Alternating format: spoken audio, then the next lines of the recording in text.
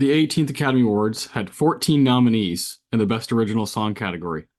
Flash forward to the 84th Academy Awards, and there's only two nominees in the Best Original Song category. It's quite possibly the strangest category in existence, so why not do a fucking episode on it? I'm Austin Johnson, I'm Connor Eyzaguirre. and this is a Filmgazm bonus.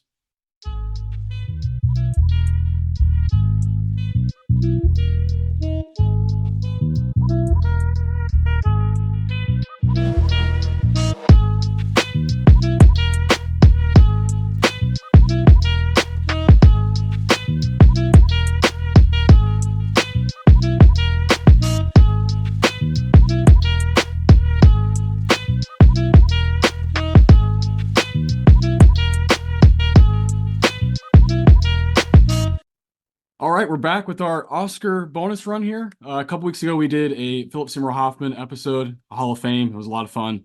Last week, we did Best Animated Winners Cup, or we did a sort of tournament. This week, we're focusing on Best Original Song winners. It's a very, very weird category, and that's going to be my opening question to you. To you, what is the weirdest category of all time? And then what's your favorite category in the Oscars? Oh, well, all right. Weirdest category. I, this is kind of biased because admittedly I never watched them, but I've always wondered, do we need three separate short film categories? Ah, that's fair.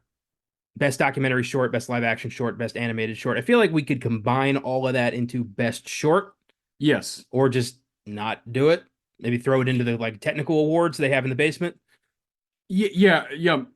I'm cool with them, but they shouldn't come ahead of like a stunt work category. Yeah. I mean, they just announced they're finally giving some love to the casting directors, which is great, but also like stunt work should happen first. Correct. I'm cool with adding categories and maybe not televising all of them, Yeah. but let's add the right ones first. So Yeah. yeah, I think I kind of agree with you. The whole short thing is, it feels like it should be kind of in line behind a lot of other stuff. It should be.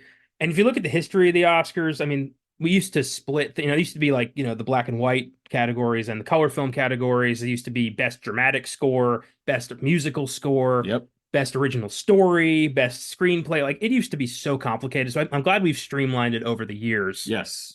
Uh, Best original song still feels like a bit of an outlier. Like, Yeah. does it really reflect on the quality of the film in any way? I don't think it does. No, and there's so many nominees out there. I think this year's a great example, which is kind of the charm of it, but also the like, oh wow, like Flamin' Hot has a nomination, which is cool because I think it's a charming movie, but it's like wow, I mean, that's the only way it got in.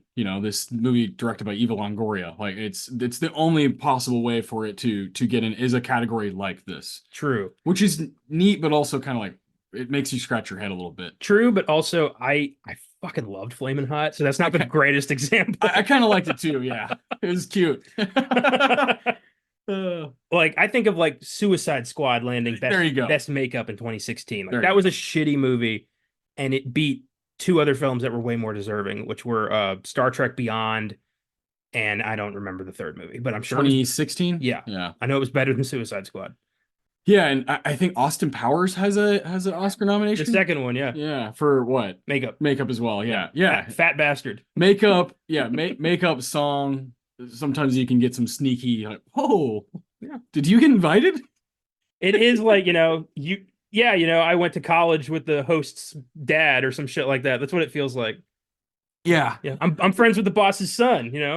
That's great. But no, man, you're right. Flamin' Hot is like actually pretty good, and God, I love Flamin' Hot Cheetos. So Yeah, it but made me hungry. But yeah, favorite. What's favorite. your It's still best supporting actor. That for me, that's where the character actors get to shine. It's where they get their due. A yeah supporting performance can hold up an entire film. It's it's where it features probably some of my favorite just performances of all time. Like Christoph Waltz in *Inglourious Basterds*, Heath yeah Ledger in *The Dark Knight*. Uh, I just think it's where, J.K. yeah, J.K. Simmons, obviously, that's where the best like underdogs get to kind of stretch their legs and really show what they can do.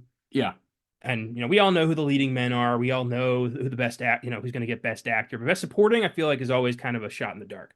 Yeah, and you always get a group of five men, five women that just kick ass. So I think I'm on the same page with you, but I do equally love the original screenplay Oh category. yeah, that's a good. Uh, Yep. not the adapted, because the adapting can get kind of tricky with what exactly Yeah. is adapted. Like Whiplash was for adapted, but it's Yeah. like from his own work. Yeah. Barbie's up for adapting because it's based on a pre-existing toy. Yeah, which is dumb. That's from her head. Yeah. That's from her mind. Her and Noah Baumbach. Like that's from their mind. So yeah, but the original typically has some of my favorite movies of all time. And this year, my favorite movie from 2023, Past Lives, is in the original screenplay category along with Best Picture. And that always makes me really happy when movies I love land a spot there. Yeah. That's how I feel about the holdovers. Oh yeah, dude, Yeah. hold over another. Yeah, God, I fucking love that movie. So yeah, I'm excited. We're getting close. We're less than a month away from the big show, the 96th Academy Awards, and we're both very excited. We'll definitely be continue doing these bonus episodes, and then of course we're gonna do some sort of recap after that actual show is over. But today we are focusing on original song.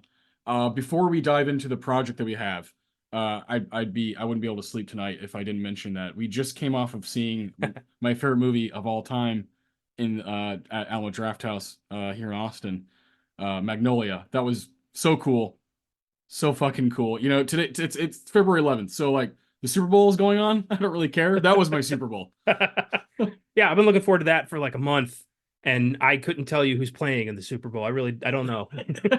It is the 49ers and Chiefs. By the time this episode's out, the game will be well over days ago. But as we're recording, the game's about to start in like an hour.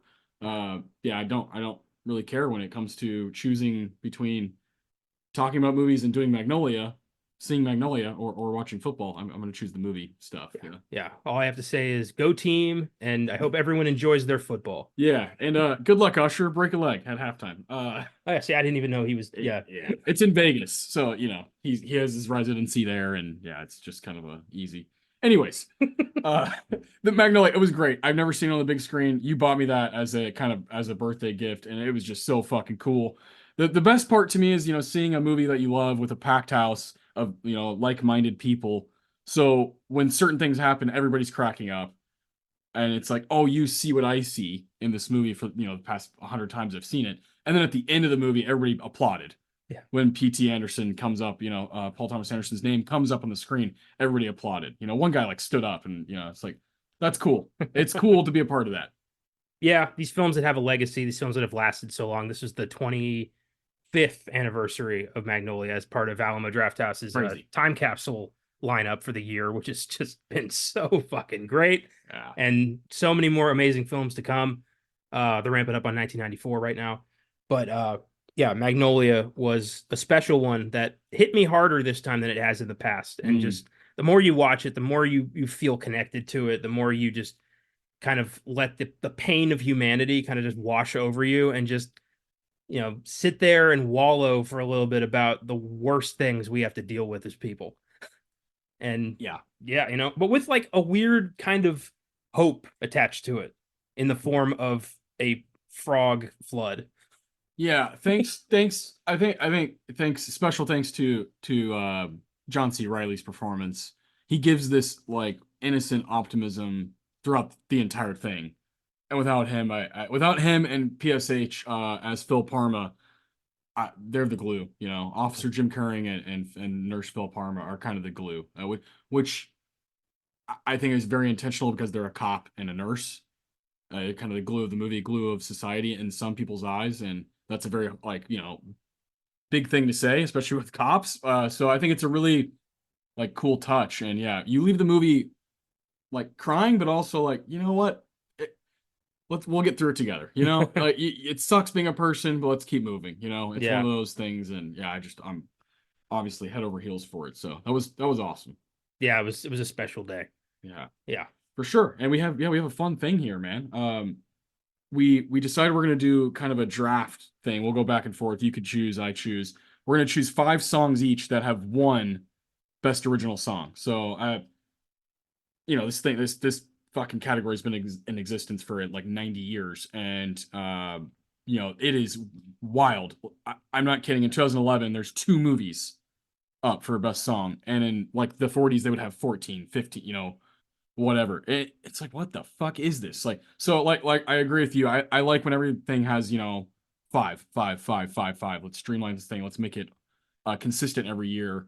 And you know, best original song, it is, again, its charm is those random kind of, you know, shout outs. And with these winners, I think we're both gonna have some favorites, but also hopefully some random stuff too.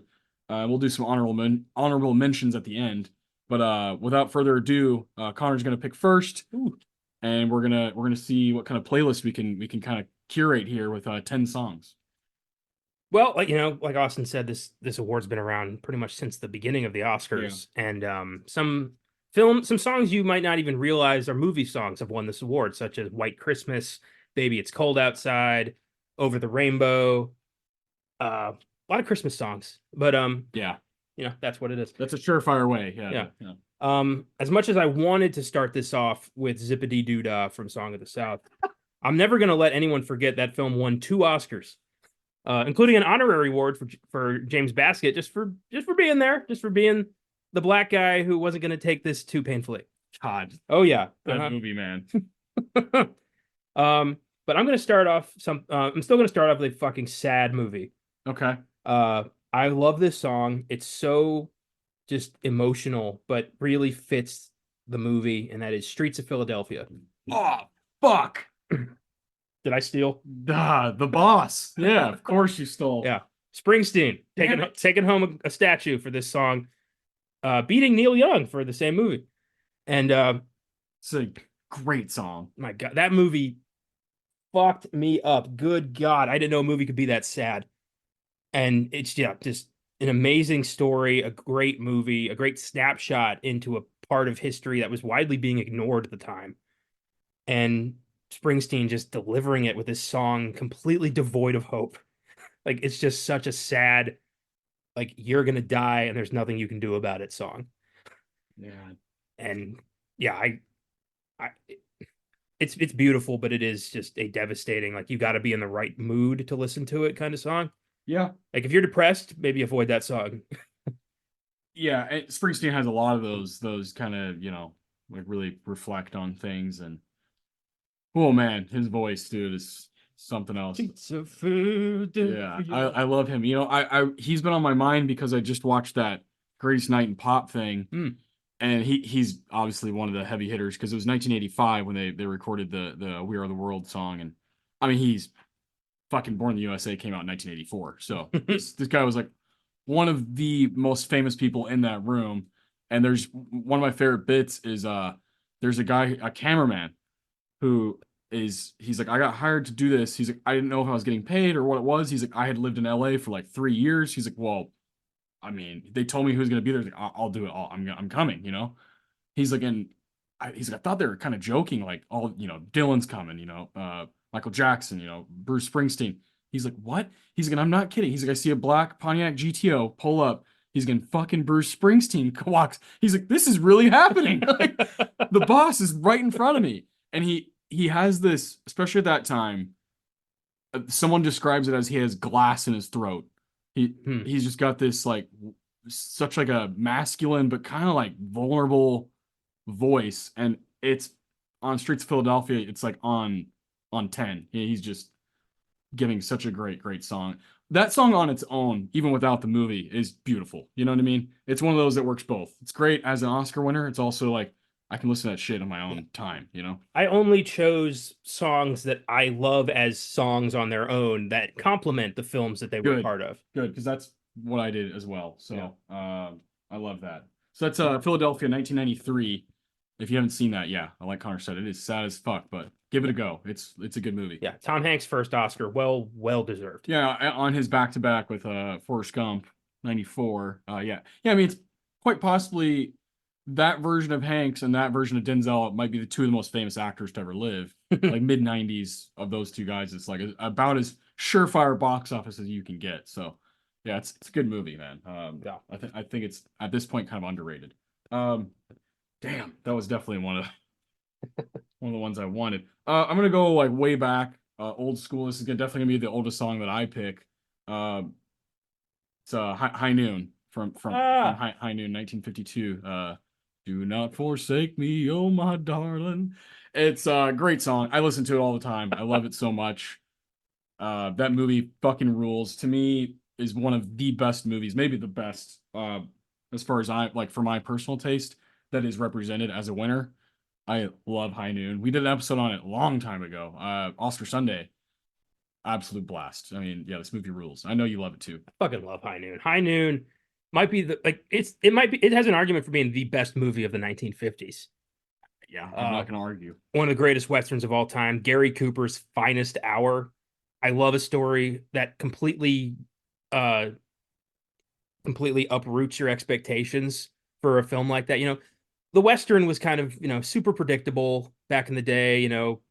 We all kind of knew what was going to happen, but in this case, you got the hero saying like, "Hey, the bad guys are coming and I need the town to rally behind me and we can do this together." And they're all like, "Nope, not my fight. Fuck off." Yeah. And he's like, "I'm going to die." And they're like, "Sorry."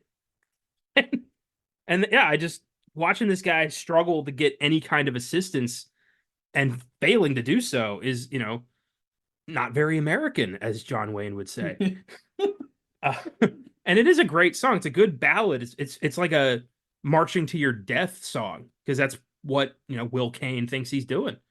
He could run, but Yeah. he physically like he's too heroic to do that. He can't run. Yeah, talk about a performance. Woof. Gary Cooper. Yeah, I mean, just a man's man. John Wayne accepted the Oscar on his behalf, and you can see the fucking animosity in his voice of being like, Fuck. "I'm accepting this for my friend Yeah. Gary." Ah. Poetic justice. Yeah. Yeah, that's right. Yeah. Good pick. Yeah, I want to have, one oldie on there just to kind of shout out. I'm glad it won. That's you can find that song by Tex Ritter on Spotify if you want to look that one up. It's a short song, but Tex Reader. Tex Ritter. Yeah. And that beginning, yeah, do not force it. It's old school. It's old school country, it's great. I love that jam. So we got 2 picks in the books, and I love both of them. That was a great choice. Yeah, I didn't. Philadelphia was my oldie. Oh boy. That's as old as I went. Really? Yeah. Okay, here we go. Good, because yeah, all right. Yeah, because like I mean, the 80s like has nothing. Because yeah, Power of Love should have won Best Song. Ghostbusters should have won Best Song. like Purple Rain. Purple Rain. Like what the fuck? Like, Yeah. I mean, bangers, like straight bangers, like popular Eye of the songs. Tiger didn't win. Gonna Fly Now from the original Rocky. That didn't win. Yeah, I don't get it. So not much I want Yeah, outside of that's the fair. yeah. That's fair. My next one is the only Bond theme I chose. Uh-oh. That is Skyfall. Yeah, come on, Adele. Adele, Skyfall. One take, 10 minutes in the booth, and then she went home and delivered one of the finest Bond themes in the entire franchise's run. Holy hell. What a brilliant, like Skyfall should have been Craig's last movie. It just had all the vibes of this is the end of this Bond. And it just worked, revisiting his childhood, talking about, coming off of a life-threatening injury that is, almost taken away his strength and just kind of a broken James Bond. We've never had that before. Yeah. And the song just reflected this like crazy adventure to come. And you got one of the best, most psychotic villains in Javier Bardem's Silva. So good. It's such a fantastic movie. And yeah, Adele's song, the Bond theme is kind of like almost our handshake to the Bond movie. If the theme slaps, the movie's gonna slap. Typically. And yeah, Skyfall was just like, the imagery of like the tombstones and the blood and the sinking into the ocean. It was just very much like he's gonna die. Yeah. And then, obviously this was 3 of 5, so that didn't happen. But still. And for me, probably tied with Casino Royale as my favorite. I like Casino Royale a little bit more, but Skyfall's great. It's a great film. You Know My Name was not up for song, which is fucking ridiculous. Casino Royale had nothing, right? Yeah. Very few Bond themes have been up for song. It's only happened a handful of times, which is crazy. 25 movies, like 6. Yeah, it's bonkers. Yeah. Yeah, that's a good pick. That's definitely one that was high up as well on my list. So yeah, you've stolen two from me. And I know my next one is not going to be a steal for you.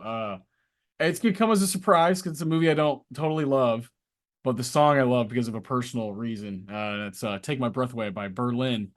Top Gun, 1986.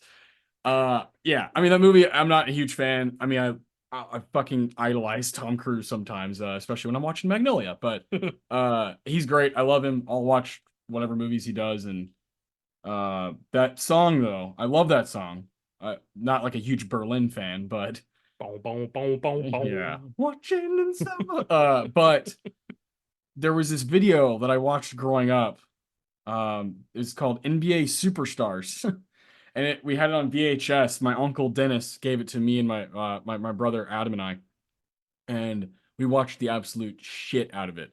And a lot of I was 5, 6, 7, 8 years old, somewhere around there, and when I first watched it, and uh the the whole video was like 50 minutes, but they had like a segment for different players, like highlights. So like Charles Barkley, it was I am the warrior. And it was like, 3 minutes of highlights of him.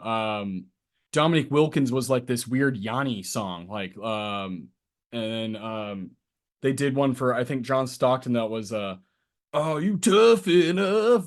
Down, down, tough enough, little white point guard. It was hilarious. But Michael Jordan's was "Take My Breath Away." And I mean, still to this day, if I watch it, it like makes me emotional because it's all in slow motion. And so most people they think of Top Gun, they think of like like sex scene, like when they think of this song, I think of Michael Jordan soaring through the fucking air, dunking the basketball because that's what I saw when I was 7 years old. And so I've always been really attached to this song. Not a lot of people know that about me, but here we are.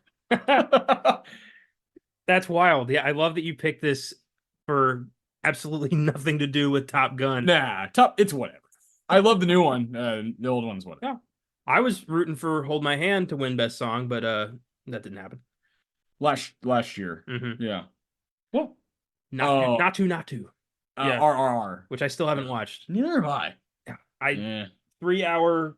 I'm I I know when I open the Bollywood door, yeah. I'm like gotta be ready, and I'm like I'm not ready to open it yet. You know? I have not seen a single Bollywood film crest below 2.5 hours. Like Yeah. it's like So a requirement. So I'm sure they're great. I'm sure there's some great art in there. Just that's a very time consuming detour. yeah, exactly. Yeah, I just I know myself, and I'm not gonna just watch one. I'm gonna be like, all right, well, I need to watch like 10 of them to get a good feel, and then there goes 30 hours. Yeah. Uh okay. All right. So we have Springsteen, Tex Ritter, Adele, and Berlin so far. Love it. Good variety.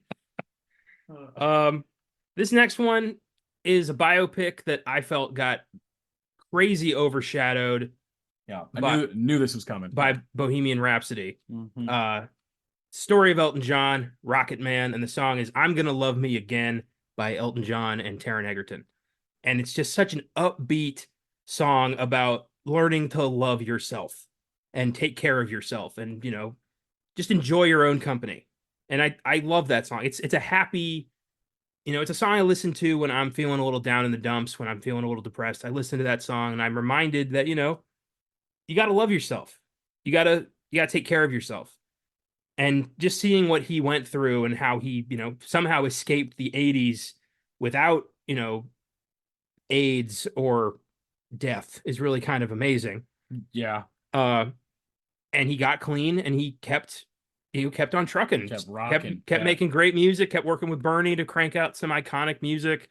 And he's still here, still doing it. And I Yeah. got to see him in concert a couple years ago, and it was a remarkable show, an incredible experience.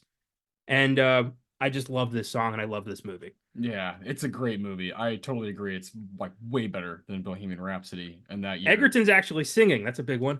Yes, that's huge for both of us. We love when someone can sing, and I just think he's underrated in general. Yeah. I'd like to see him get more stuff. Good, yeah, quality movie. I've only seen it the one time, but I liked it a lot. Yeah, Elton just fucking rules, man. So he might come up again. He is perfect for like cinema. His Oh yeah. voice, his the power, the vulnerability, all of it. Well, his acceptance speech was with Bernie. They wrote the song together, and he proclaimed that this was the first time in both of their careers they had won something together, Mm. and that was just so heartwarming. Like these two lifelong friends and collaborators finally got something together. Ah, I love that, dude. God, I love that. That's great. Yeah, I need to revisit that one. If you haven't seen that, give it a whirl. It's good stuff. Rocket Man, 2018, 19. 19. And Bohemian Rhapsodies. It was like December, You're right. and then it was like You're right. March for Rocket Man, but everyone was still talking about Bohemian Rhapsody, and Rocket Man just did not get a lot of attention. Yeah, it did not. Probably came out. Maybe it would have come out at a different time. Maybe You never know. This was the only nomination it got. Yeah, that's tough. Yeah, I remember you going to bat for it back when it came out. Oh yeah. And then I watched and I was like, oh yeah, we love music biopics, and if you do it right, it can be really powerful. He also was in one of your favorite movies from last year. Isn't he in Tetris? Yes. Yeah. Yeah, Terran. Yeah, Tetris was a blast. Yeah, I need to fucking watch that. What's it on? Apple. Okay, I haven't logged into Apple in a long time since I watched like Coda. Yeah, there's a lot of really like 2 years ago. that explains why you haven't been there. You didn't really care for that movie. Yeah, I didn't. Yeah, it was fine. There's some fantastic shit on Apple that does not get advertised. Yeah. One of my favorite docs from the past like 5 years, Boy State, is on there, and I think they're doing a Girls State, or it might already be out. I need to get on there. Yeah. Might do that tonight. Yeah. Blackberry's on there, Napoleon's Oh, there on you there, go, yeah. Killers of the Flower Moon's on there. Killers. Yeah, I've been wanting to watch that at home to see how it. Yeah. Argyle will be on there because it's not making any money. Yeah. Sad. That's the time of year, man. It's tough out here. Mm-hmm. Okay. That was your third pick. Yes. We're on pick number 6 right now. Yeah, I gotta take this in case you do. I gotta take my guy Phil Collins. Oh, you motherfucker. You'll Be in My Heart, 1999, Tarzan. I mean, is it the best soundtrack ever? Maybe. Maybe. Yeah, played this all the time. I still have the CD at home. I love Tarzan. It was very important for me as a kid. And it's also a song that I have a hard time talking about because at my wedding, I don't know if you remember this. At my wedding, my mother does not like attention. My mom's very kind of reserved for the most part, and likes to just kind of sit back, and she's a great lady and once you talk to her, but I think some people think she might be quiet, whatever. And so whenever I was like, do you want to do like mother son dance or whatever at the wedding, she's like, oh, we don't need to do that at my wedding. She's like, we don't really need to do that or whatever. But then like I think she kind of waited for a moment, and I heard the song come on, and like I like looked at her and it was like, oh man, like I just like crumbled and started like sobbing, and I didn't dance, I just like fell into her arms. So I love this song. Yeah. Damn, man, that's beautiful. That is beautiful. Yeah. It's a good one. So Wow. I had to steal it. Yeah, that belongs to you. I just like Phil Collins, so I don't have a story. He's great. I think Phil Collins is one of the best voices fucking ever. So yeah, that helps, right? And that's the thing is this soundtrack's got bangers the whole way, but this song is just like, wow, it is like a beautiful song, I mean, like Son of Man is like, dude, I want to fucking run, like Son of Man, he's doing all the jumping on the trees and shit. But this one is like, wow, it like pierces your heart.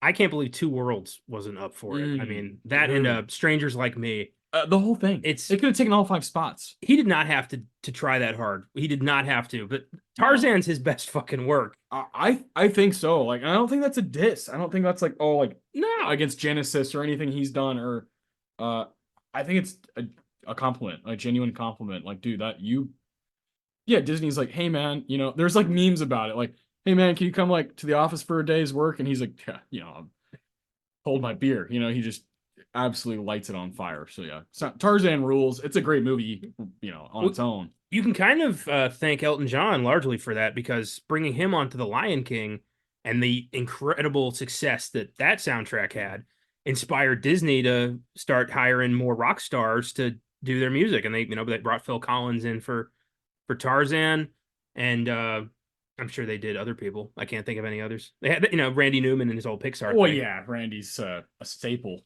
right, with Disney and Pixar. Yeah. Speaking of, Here we go. this was one of my placeholders in case you swiped Tarzan. Um, if I didn't have you from Monsters Inc. Yeah, this is a good one. John Goodman and Billy Crystal just enjoying a friendship with Randy Newman's, Pixar style. I love what that guy has done for Pixar. Just made these beautiful soundtracks of childhood and just, low stakes, high reward kind of music. And if I didn't have you is just a good cap to a wonderful movie about two friends just doing their best to keep things together. I love this song. I love again another soundtrack that is like just slaps the whole way, right from the beginning. The like opening credit music is so yeah, yeah, it's awesome. yeah. Yeah, like the little screams and shit. The movie fucking rocks. Another one that makes me real emotional just from boo. Good God, yeah. So yeah, I love the friendship between Mike and Sully, and the voice acting by those two is second to no one. They're so good together in that movie. It feels unfair, It's like, oh man, just two guys, like you said, just enjoying each other's company and like understanding what it means to be friends. It's great. Yeah. I had such low expectations for Monsters University, but I ended up really liking that just to see how these two guys became friends, how, this family legacy jock and this like little wannabe became like closer than brothers. And it worked. It made sense. It was nice. And then it just made Monsters Inc. even better. But to me, that's its greatest attribute. Yeah. Is it kind of catapults Monsters Inc. to be even better. Yeah. I like Monsters University. I definitely, when I saw it in theaters, I saw it in College Station. Ton of college kids were like, "Oh yeah, like I don't like that part. The whole like, oh, they get it, I'm like, oh man. But I love those characters. So yeah, and Randall's one of my favorite Pixar villains. So that helps as well that he's there. Another great voice performance. Quick college story. I have one time I think it was my first year of grad school. I was walking on the quad. I was walking to class, and it was pledge week. So all the frats were there trying to recruit people and be like, hey, join our brotherhood, man, and all that shit. And this one dude walked up to me as I was walking past the history building. He was like, hey, man, have you ever considered joining a frat? And I just was so honest. I was like, no, not really. Like, never. And it took him he was like, it broke him. He's like, what? Like, that's not the answer you're supposed to have. And I could see like he was struggling with that, but I had to get to class, so I just kept walking. But I like to think I kind of fucked up that guy's whole day. Like, he didn't know what to do next. I think you did. Everything he had planned was like askewed, and now it was all kind of messed up. Like later on, they're like, "Hey, Brad, what's wrong?" He's like, "I don't know, man, but something." Yeah, Brad. Yeah, Chad, Brad. Oh, that's wonderful. Yeah. Yeah, he can't eat lunch. Man, why is Brad not eating? Yeah. Oh man, something fucked him up. It was you. It was you just saying no. Yeah, I've never once thought about it at all. No, honestly, I don't buy my friends. No, not even. Yeah, no, I don't. I'll never understand it. But yeah, me neither. I've never understood like debasing yourself and stripping away your dignity just so you can wear a special jacket and do a high five that nobody else can do. Yeah, I don't get it. I don't either. Just, you can find them on your own. Yeah. On your own terms. So that's what I did. I feel like that's like what colleges are already. You're already paying to be there to go to school. I feel like the people are there. If you're gonna, So I can say I'm like Phi Beta Kappa when I'm 58. Yeah. Like, good Lord. Jesus Christ. Yeah. Not my thing. Nope. Monsters Inc. Yeah. Yeah, because Monsters University. So that was 2013, right? University? Yeah. 2013. So it was what, 01 was Monsters Inc? 01 to 13, yeah. 12-year gap. Yeah, Pixar really like waits, don't they? Well, I feel like that is so calculated because, like, take us, for example. We're 6 when it came out, Monsters Inc. Yeah. We're 18 when. Good point. Yeah. Fuckers. They know. Did the same shit with Toy Story. Yeah. Oh yeah. They're just like, oh, you want me to fuck you up? Speaking of, You Got a Friend in Me did not win. Yeah. Isn't that crazy? Yeah, Colors of the Wind took that one. That's an okay song, but in a bad movie. Yeah. Bad movie. Mm-hmm. Whereas obviously Toy Story is, yeah, maybe the best animated movie ever. So, man, this is tough, dude. I have three, I have two picks left, but I have three songs. I'm trying to decide like what route I want to go.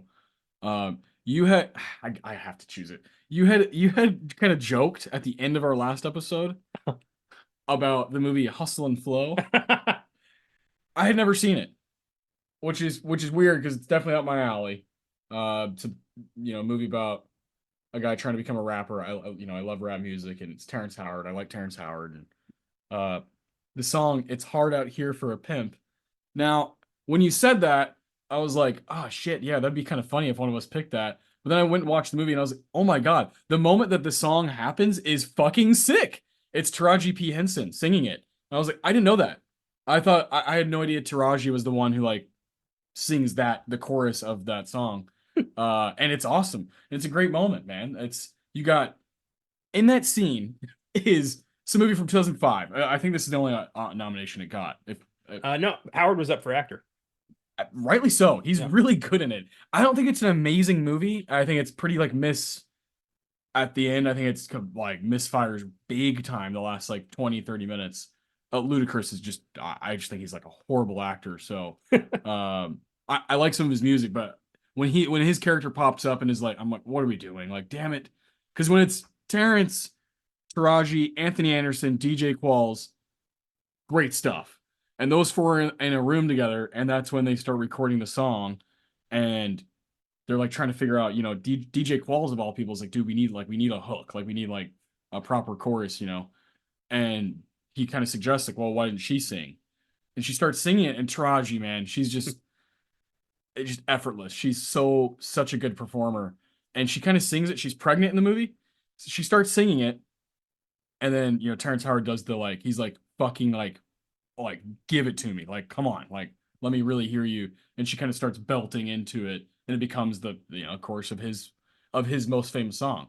And it's great. And watching Terrence Howard rap is pretty cool. So I had fun with it. I give it like a 7 out of 10, the movie, but the song is awesome. So when you joked about it, I was like, and then I was like, I'll watch it. Me and Brianna, she's a fan of it. She had already seen it, so watched it together, and I was like, damn, this is actually, it's a decent little movie, and got a cool song out of it. So It's Hard Out Here for a Pimp makes the list. Great stuff. Fuck yeah, that's awesome. I'm glad. Yeah, it's a good song. I haven't seen the movie, but Pretty good. I do agree. It is hard out here for a pimp. Yeah. Yes. I love that. We would know. Yeah, as you do. But I love that it's Queen Latifah who like presented that one to them. That's just So fucking badass. fantastic.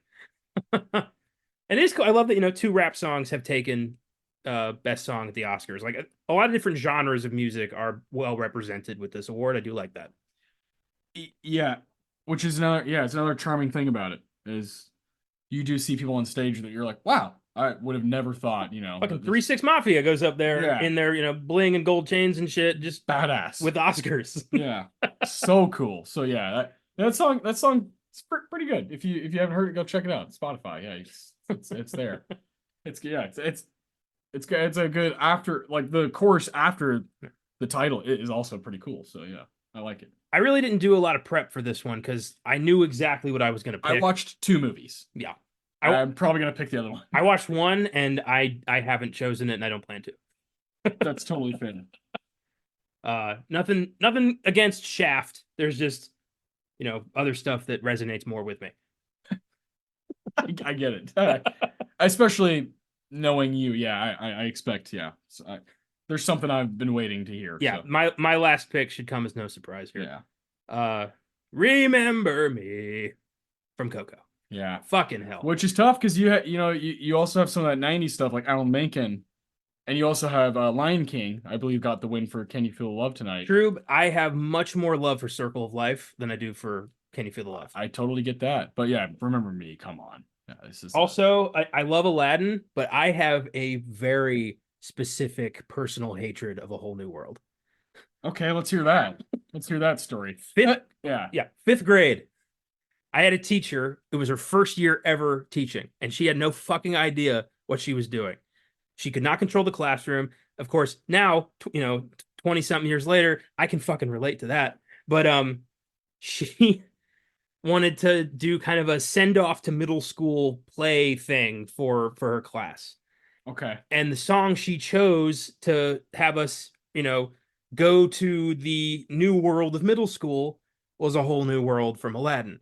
So I Jesus. spent like 2 months singing that song at least once a day with my class to like, prep for this big, graduation ceremony. So I very quickly grew to despise and resent that song. And to this day, I don't like. I love Aladdin, but I can't stand that song. Uh, for what song would you choose from Aladdin?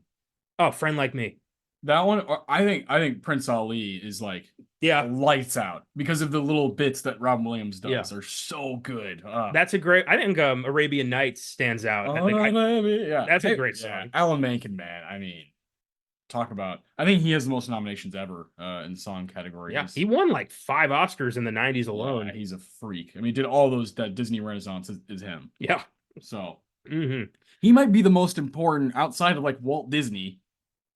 He might be the most important figure, individual of the Renaissance. Probably. Yeah. Because like everyone remembers the songs, Mm. and definitely the voice, like Robin Williams, is a big part of it. Or, uh, like for me, Jeremy Irons is a big part of it because of what he does in Lion King, and so those people stand out to you. But people might not know Alan Menken's name, like not just the general movie person, but they know every word of all of his songs from that era. So yeah, he was kind of a genius. You can't hate on it, man. Yeah. I'll never understand how like Hellfire from Hunchback was not nominated. Like Yeah. that whole movie got like almost completely shut out unfairly. What was it up for? Score. Score. Okay. Yeah. Which Fair. is great. It's a great score. To me, if this might be a little biased because yeah, I know, and I know you love that movie too. So maybe like we need a third person to like, hey, calm down. But I think that's one of the movies. If we're talking about from say, let's say Renaissance on Little Mermaid to now, Okay. I think Hunchback is probably like one of the 5 to 10 animated movies that I would like put into the Best Picture category. Yeah, I'll second that shit for sure. Like I think they did Beauty and the Beast, right? Toy Story 3 and Up. Yeah. Like I think yeah, you got to look at Coco. That would probably be the first one that comes to my mind. That to me, Coco and Get Out should have like ran that Oscars 2017. Hunchback pop like sticks out. Lion King. I mean, everybody loved. I mean, 1994 could have been the most stacked year ever. If Lion King would have been in with Pulp Fiction and Shawshank, oh, get out of town. What else jumps out to you? Toy Story for sure. Oh yeah, 95. Duh, The yeah. first one. Story. Incredibles. Incredibles. Inside Out, maybe. I probably personally wouldn't put Up in a category like that. Like, I don't hold it to the same esteem as these other ones we're naming. Yeah. But yeah, I feel like Hunchback is at the tippy top. That movie is an emotional roller coaster of trauma. Yeah. And just, racial prejudice. Like it covers incredibly grown up shit. And it is a very dark, beautifully haunting movie. It's a fucked movie. It is. Yeah. The most evil character Disney's ever created. Yeah. It's great. Yeah, it's brilliant. I don't know why it's not counted amongst like the best. I don't either. I guess because it isn't like a lot of kids didn't watch it or weren't like allowed to. Yeah, they had the goofy gargoyles and shit. They had the yeah. True.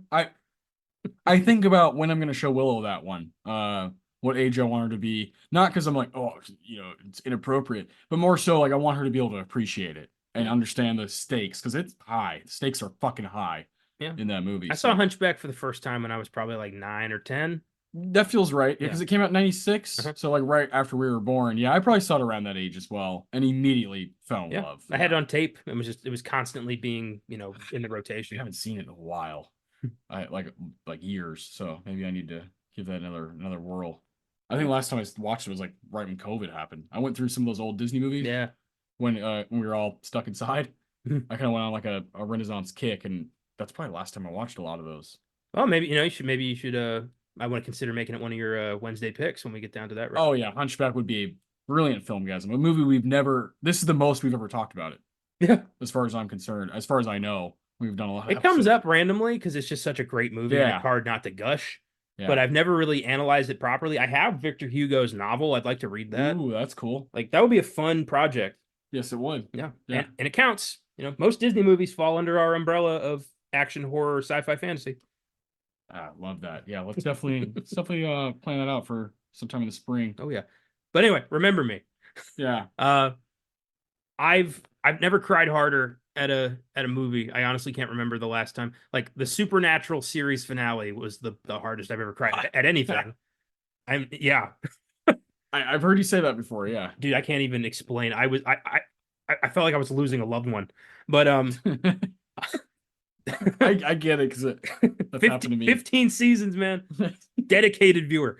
But Coco is just such a I talked at length about this movie last week, and it's just such a beautiful film, and that song means so much to the film.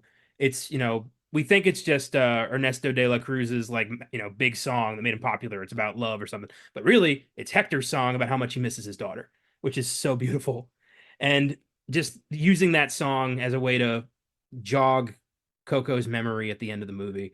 Oh, I'm getting like goosebumps just thinking Yeah. about it. It's such a beautiful just example of what love really looks like and Mhm. feels like. And god damn. Yeah. God, That movie, man. it's so good. Oh, We've done 2 episodes on it in the past, Coco.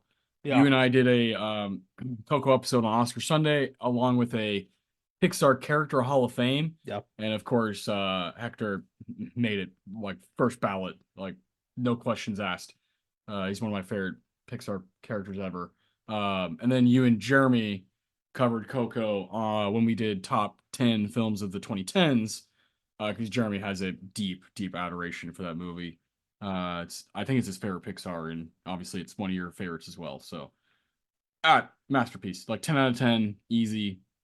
Uh, at this point, I think it's like known now that it's one of their best works ever. Yeah. Feels that way. It feels like they're like their last great work. I think so. I think Inside Out and Coco are easily the best from the past 10, 12 years. Yeah.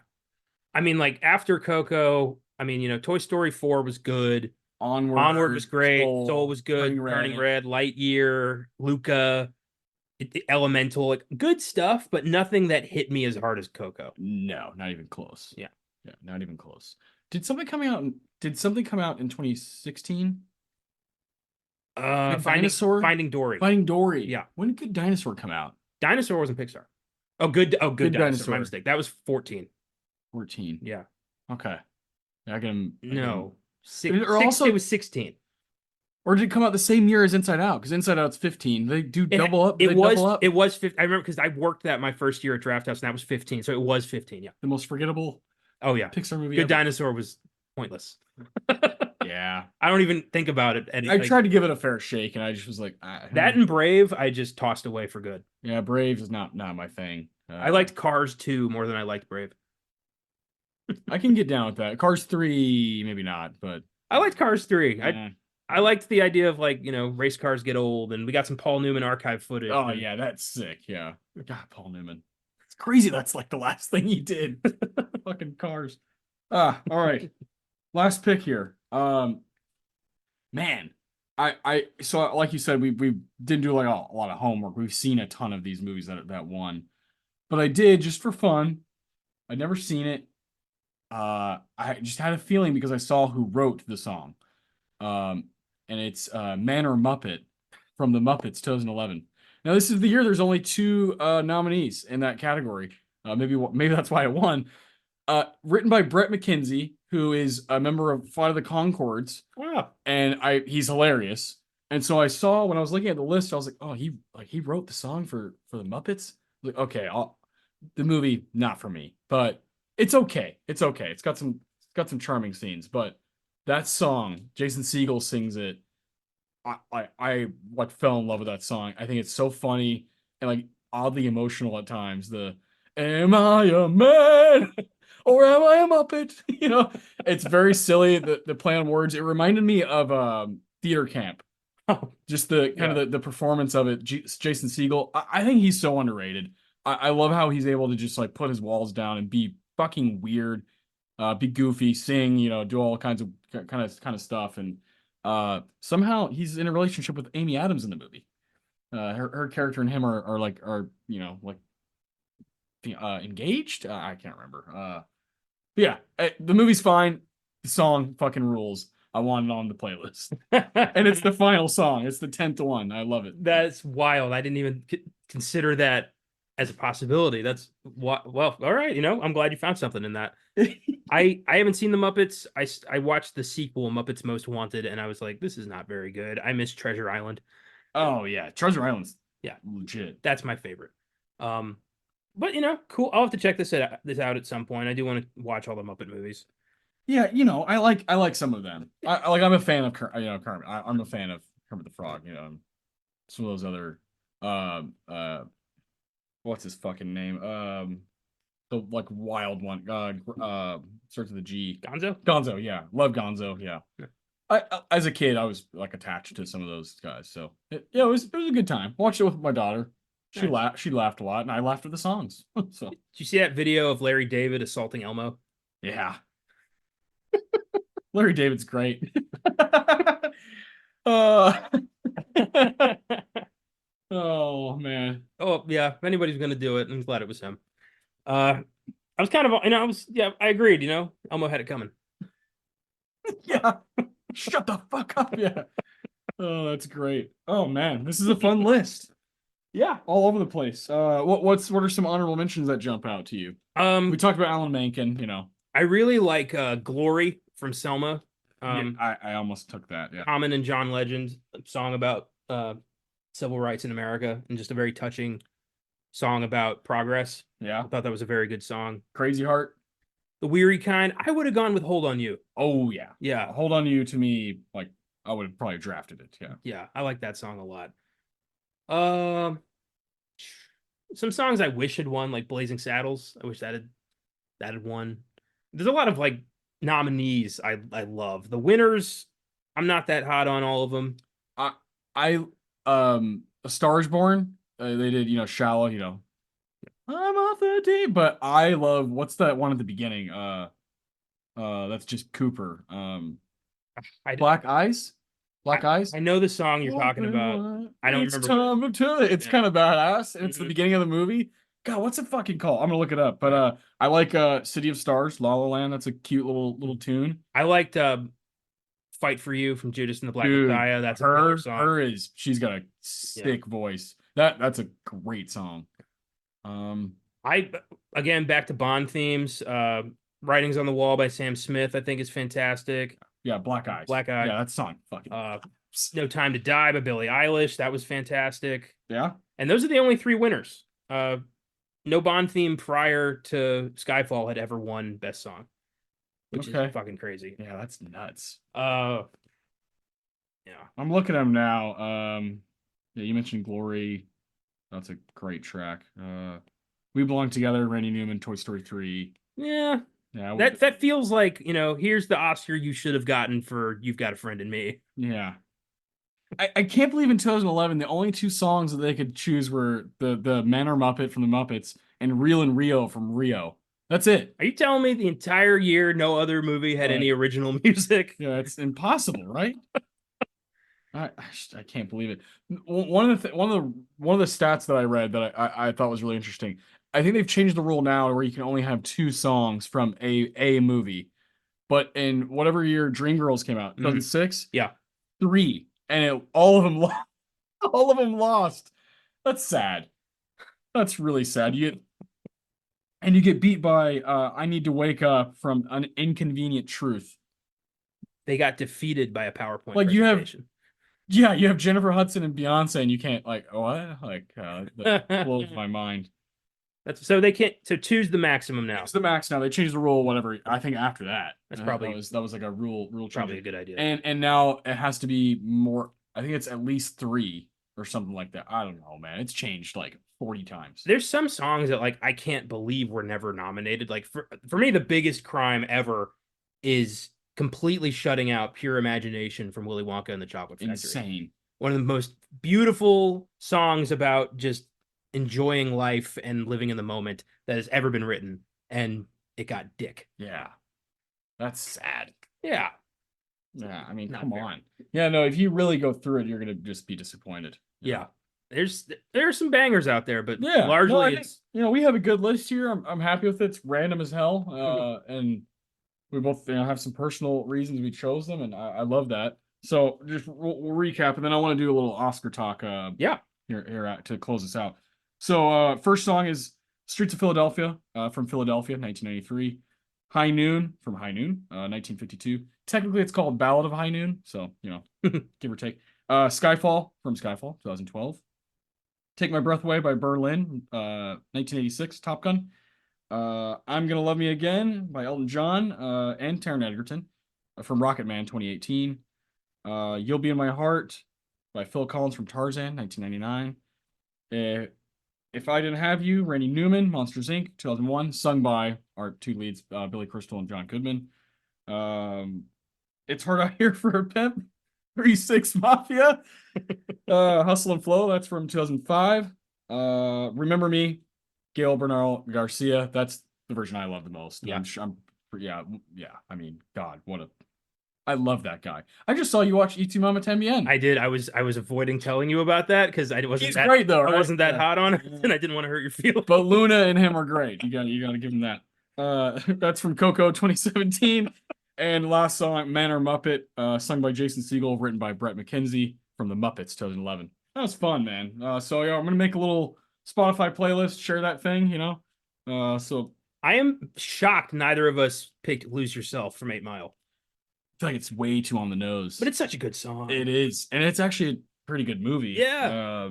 I'm not like a huge Eminem fan. I am. Yeah, and I in fact I've like argued about him with other people to the point where like I can't pick him because I've like You'd look like a hypocrite? a little bit. I like him. I just don't think he's one of the like goats of rap. And a lot of people pin him as that. And like if I say that to certain people, they fucking like crucify me. So well, yeah. For me, it's all about flow, and he's got fucking flow. So he does. That's he all. does. That's what he's a great MC. I just think as far as albums go, I don't think he has that many like quality front to back albums. No.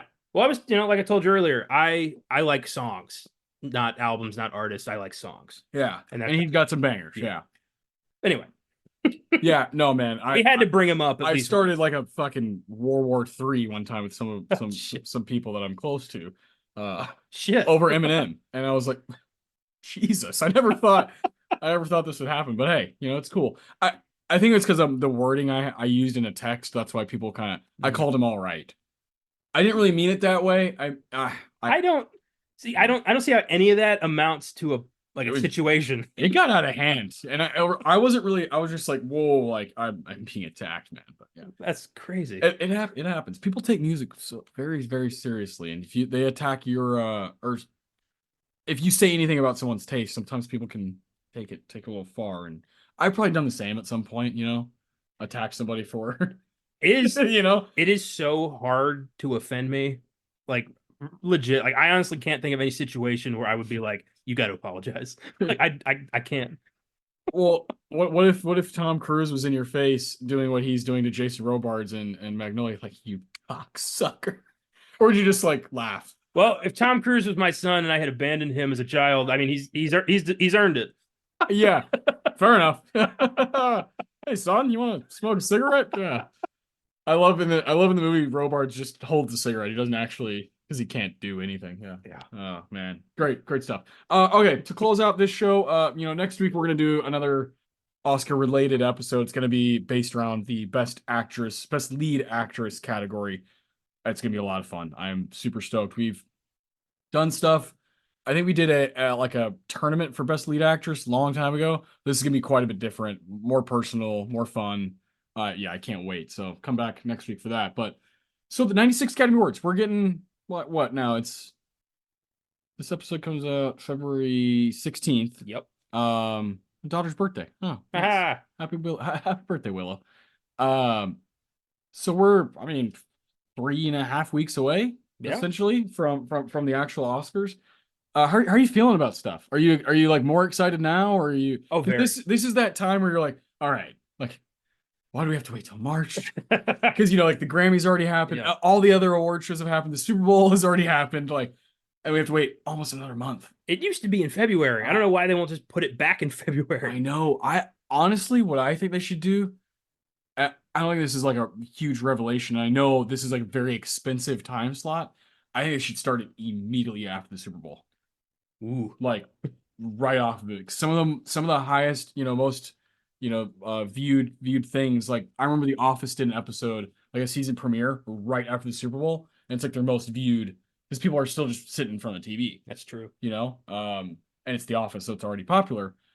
I feel like if the Oscars could tag off of something huge already, and people, they're eating, they're drinking, they're like, fuck it, let's leave this on. We'll just kind of hang out and talk.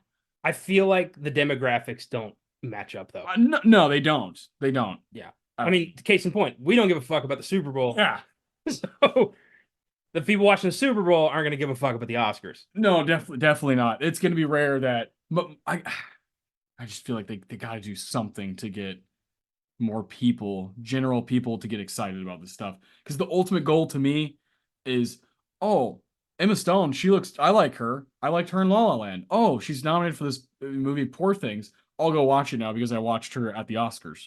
For like the general fan. Obviously, me and you, like, we already know about that stuff before it even comes out, we're like thinking about that nonstop. I want more people, general movie fans, to get excited for movies like that or performances or whatever.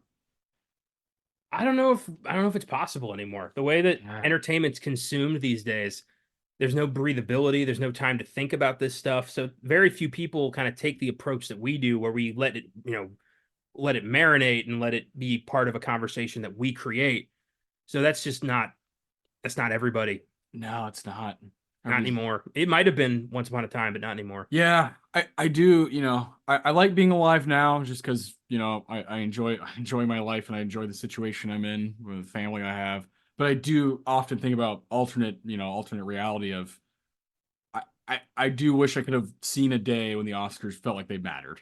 Yeah. Like some of the you can look up some of the numbers, the ratings, like when Gladiator won Best Picture, like a fuck ton of people watched that Oscars, and how exciting that would have been to be a part of because we were five, so it'd have been cool to be a part of that race. The first one I remember like knowing about was that 2007 because I remember my dad being like, oh, like two movies, like we don't know who's gonna win. It's gonna be There Will Be Blood or No Country, and we don't know. And it was like an actual race. I was 12, but that's the first time I remember being like, "Oh, this is pretty cool," and people cared about it. It was auteurs going against each other, like classic American movies going against each other. I just My wish I could see that more often. my earliest Oscar memory is the time Crash beat Brokeback because I distinctly remember Jack Nicholson's like shocked reaction to reading out Crash. He was like, "Huh, whoa!" Like in full view of microphones and cameras. He's like, "Huh, okay." Like didn't see that coming. Yeah, I hadn't obviously seen either movie. I still haven't seen Crash, but you're not missing much. I remember I knew who Jack Nicholson was because I was Mars Attacks was one of my favorite movies. Yeah, So Jack. at the time I was like, hey, that's President Dale. What's he doing talking about movies? And from then on, I was like, whenever my family watched the Oscars, I participated, even if I hadn't seen any of the movies, which I Yeah, often didn't. That has yeah, changed. Now I'm the guy. I'm the movie guy of the family. So yeah. You're the one who can be like, "Oh, this is good. This isn't." yeah, people come to me now for recommendations, which is nice. Yeah. I'm excited. I've been kind of slacking on my watching. I always procrastinate and cram all these movies the last like week before the actual ceremony. Yeah. I still need to watch, American Fiction, um, Poor Things, Zone of Interest. Those are the three Best Picture nominees I haven't seen. And if you knock those out, you knock out a lot of other categories Yeah. because they're up for a bunch of shit. I proudly was able to watch all 10 Best Picture nominees before they were even announced, just to prove how fucking in tune with the pop culture conversation I am. And I was so proud. Zone of Interest was the last one I had to see. I saw that a week before the nominations So were announced. awesome. I was so happy with I was like, yes, I did it. I've seen almost everything. The Color Purple is like the big one I still have to Yeah. watch. That just got announced to be streaming this Friday, actually today when this comes out. Oh, perfect. And then I've got a few foreign films and a few documentaries still have to come out. So I'm still waiting on some stuff. Yeah. But everything that's accessible to me now, I have seen. Yeah, we have some time, to wait for things to land somewhere, and yeah, it's exciting. I can't wait. We'll be together watching it as that's become a tradition, and I'm ready to see how things unfold. I guess the way we can close, maybe we should start doing this for the next few episodes. Let's do some predictions. Let's go. Who do you think is gonna win this episode? Let's do actor. Okay. Let's talk about both lead actress and lead actor. Who do you think is gonna win those two? All right. So actor, I think this is a scorched earth battle between Paul Giamatti and Cillian Murphy. Yeah. And Yeah. Who do you want? I want Giamatti. I think it's going to be Murphy. Not to say that I wouldn't love to see Murphy take home a statue too. First Oscar nomination and first win for Oppenheimer, which was a fantastic performance too. Quick. So that'd be fantastic. But just see Giamatti defeat these guys, take home a statue, and then like go get a burger afterward, which is what he did with the Globe. I say, I would love to see that. And I loved his performance as what's his name? Paul, I want to say. I think his name's Paul, yeah. The teacher, yeah. Who's just this, cantankerous old fuck who doesn't care about anything anymore. I get that. If I'd stayed in the teaching profession, that would have been me probably by fucking April. So, yeah, I could relate. Oh, yeah, he's great, man. That movie rules. Yeah, I think I agree with you on those takes. Like, I definitely feel like I'm pulling for Giamatti, just like you said, just because he's like the people's champ. But I still haven't seen Rustin, and Coleman I've heard was so fucking good in that. Yeah, so I still want to see that. Who else? I can't believe Leo's not up, dude. That's like, I think we're gonna look back and think that's kind of silly. I don't know who I would take out because I haven't seen everything, so that's hard for me to make that call. And then the other two guys, I'm blanking. Oh my! Yep. I've been so focused on Giamatti versus Murphy. Bradley Cooper, Maestro, and Jeffrey Wright, American Fiction. Oh, yeah. See, I haven't seen two of the five, so yeah, I mean, I can't say who I would take out because that's I'd absolutely take out Bradley Cooper, 100%. That was for me. That was not a performance. That was an imitation. That wasn't even very good. Yeah. I would take him out of the three that I've seen. I certainly wouldn't take out Murphy or Giamatti for Leo.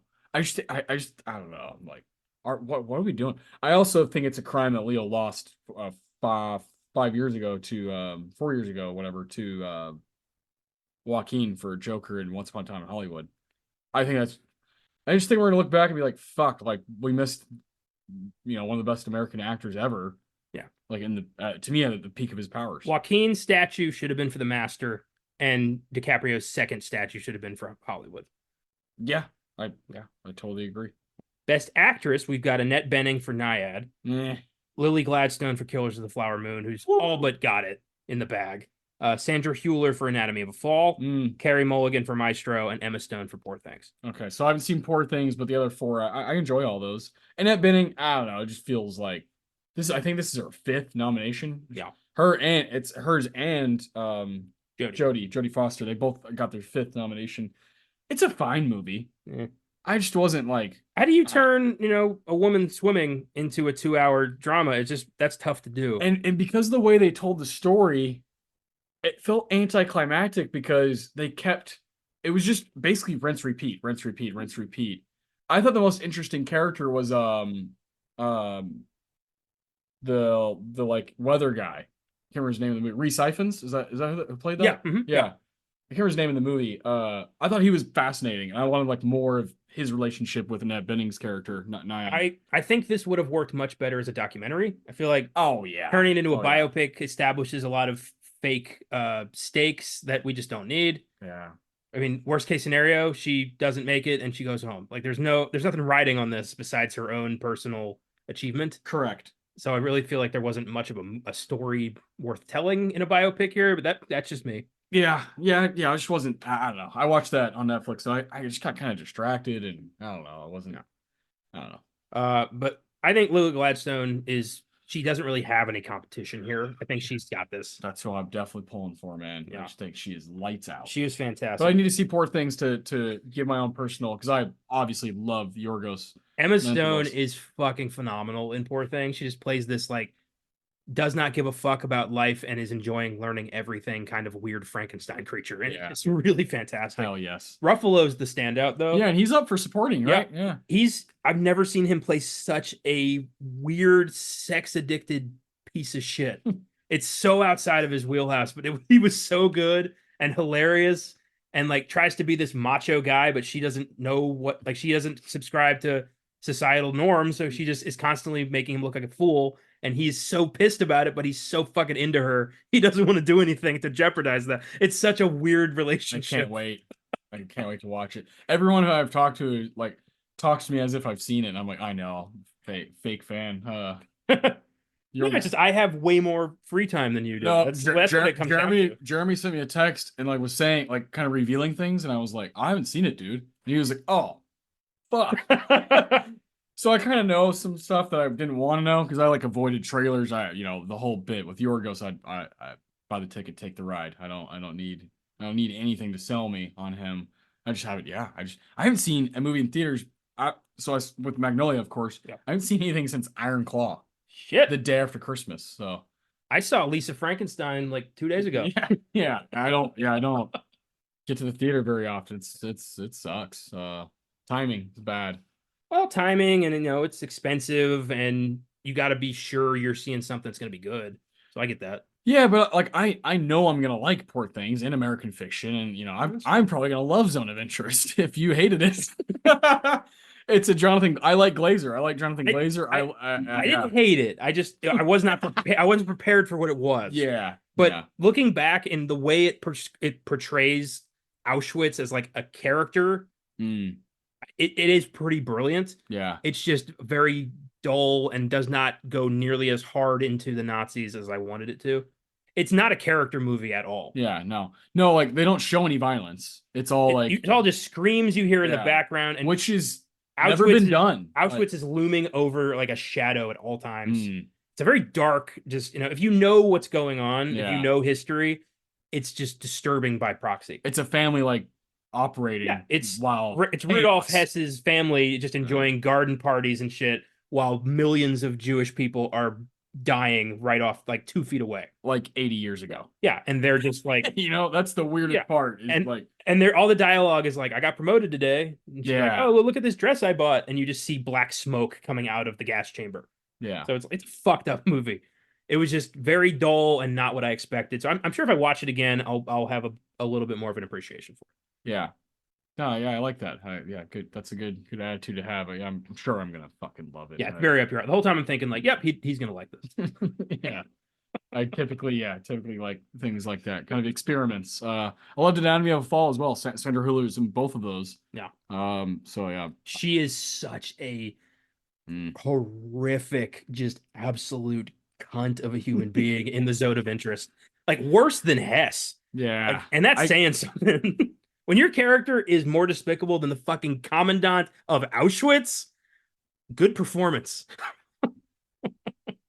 Hell yeah. Yeah, dude. She's great. And she's amazing in Anatomy of a Fall. Holy hell. That was something. I love how that movie kind of lets you make your own decision about like, was this murder? Yeah, my dad watched it and he's like convinced that she's a part of what happens in that movie.